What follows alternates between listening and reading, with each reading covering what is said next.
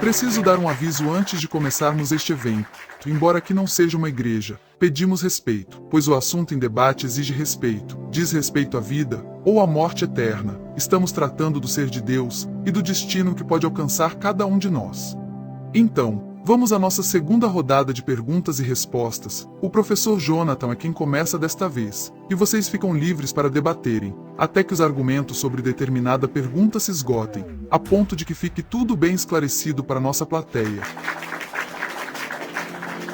Quero saber se entendi corretamente, professora Caroline, porque, se Jesus não é a segunda pessoa da divindade, mas é a única pessoa, nesta sua outra maneira de se manifestar como filho, isso significa que esta única pessoa, nesta sua outra forma, foi quem morreu na cruz?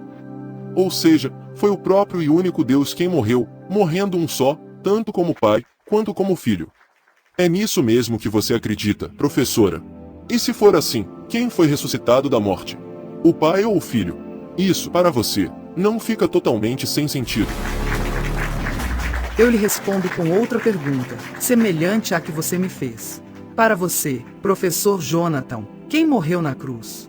Foi Jesus na sua forma de Deus, ou foi Jesus na sua outra forma totalmente humana, esvaziado da sua divindade?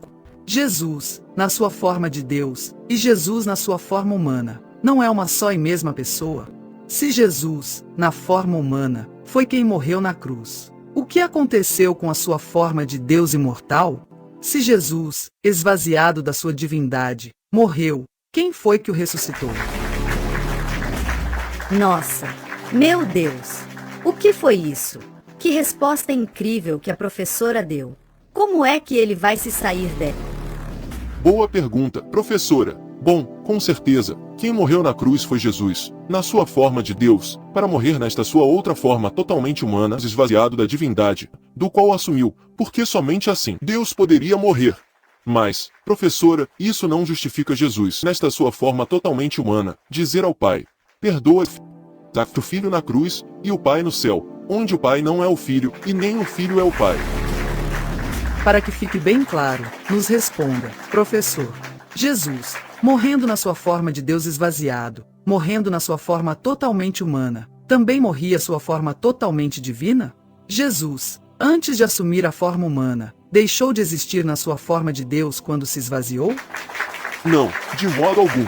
Morreu apenas a sua forma totalmente humana, porque a sua forma divina não tem como morrer, é inalterável, imutável, porque ele, como Deus, é imortal. Mas, professor Jonathan, espera aí. Caroline deve deixar o professor concluir a sua resposta. Professora Caroline, você deve deixar o professor Jonathan concluir. Ele quer fugir da linha de argumentação, que ainda não foi esgotada. Professor Jonathan, você estava dizendo que morreu apenas a forma totalmente humana de Jesus, porque a sua forma totalmente divina não tem como morrer, porque ele, como Deus, é imortal.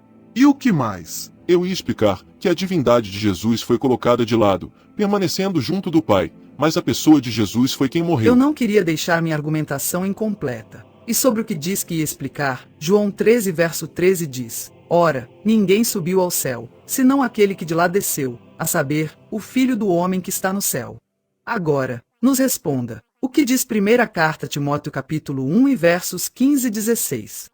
Do que Jesus vai fazer no seu retorno a esta terra?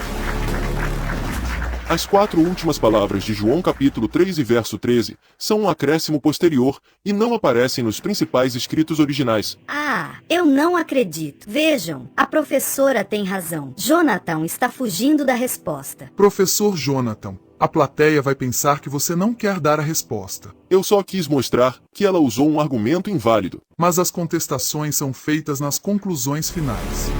Por agora, você precisa responder a pergunta: o que diz a primeira carta a Timóteo 1 e versos 15 e 16? A respeito do que Jesus vai fazer no seu retorno a esta terra?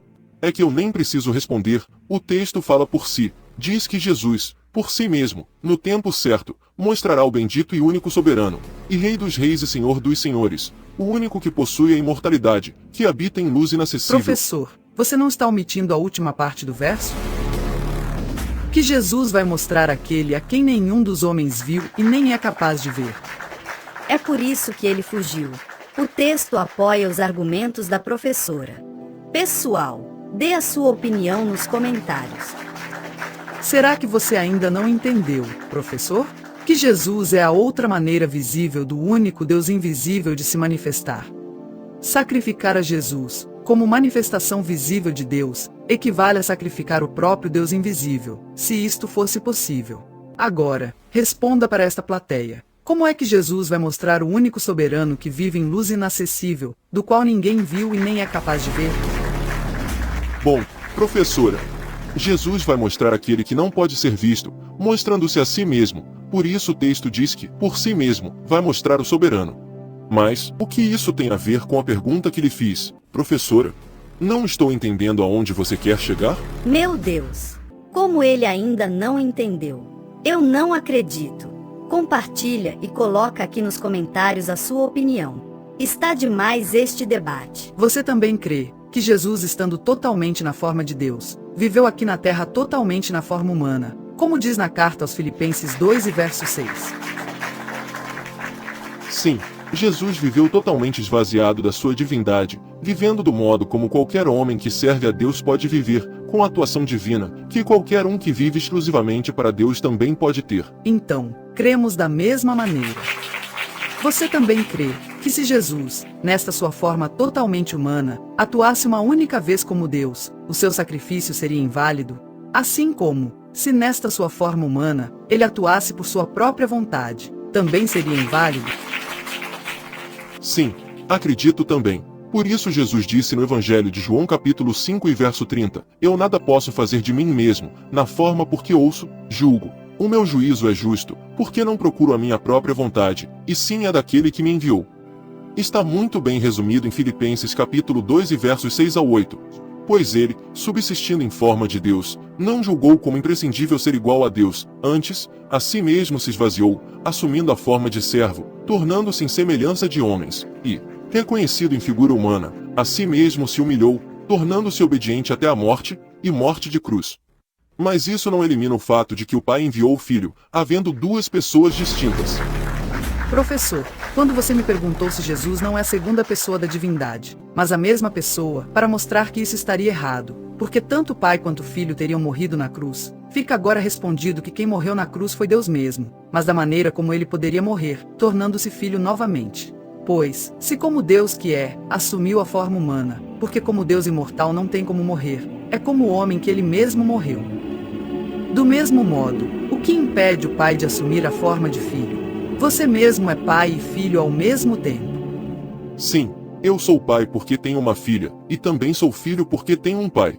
Você está sugerindo que isso se aplica a Jesus? Se você, um ser humano, é ao mesmo tempo pai e filho, uma só pessoa em diferentes funções, a diferença entre você e Deus é que ele é onipresente, e por isso pode ser o único Deus invisível, em outros lugares, de outras maneiras visíveis, com outras funções ao mesmo tempo. Segundo o livro das Crônicas, capítulo 6 e verso 18 diz, Habitaria Deus com os homens na terra? Eis que os céus, e até o céu dos céus, não te podem conter, quanto menos esta casa que eu edifiquei. Creio que ficou bem esclarecida a resposta para a nossa plateia.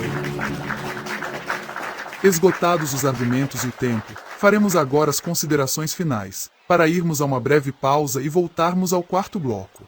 Jonathan, as suas considerações sobre os argumentos da professora. A professora deliberadamente omite os textos bíblicos, onde o pai envia o filho, em que um não é o outro, e ainda usa João 3 e verso 13, que tem um acréscimo que não aparece nos principais escritos antigos, tudo para validar a sua linha de pensamento. Caroline, agora é a sua vez. O professor omite toda a Sagrada Escritura, que mostram que há um só Deus, Pai e Senhor. Com o tempo apertado, faremos uma pausa para a próxima rodada. O que estão achando do debate, pessoal? Interajam nas redes durante o intervalo. Já voltamos. O que você achou? Complicado. Vamos esperar o próximo bloco. Internautas, já estamos sem o sinal da transmissão, mas fiquem ligados. Voltaremos para outra rodada de perguntas e respostas. Enquanto isso, escreva aí nos comentários o que você está achando. E quem se saiu melhor neste bloco de debate? Lembrando que a professora ainda fará a revelação do segredo teológico oculto por séculos, algo que abalará as bases da doutrina tradicional. Não percam! Está demais este debate.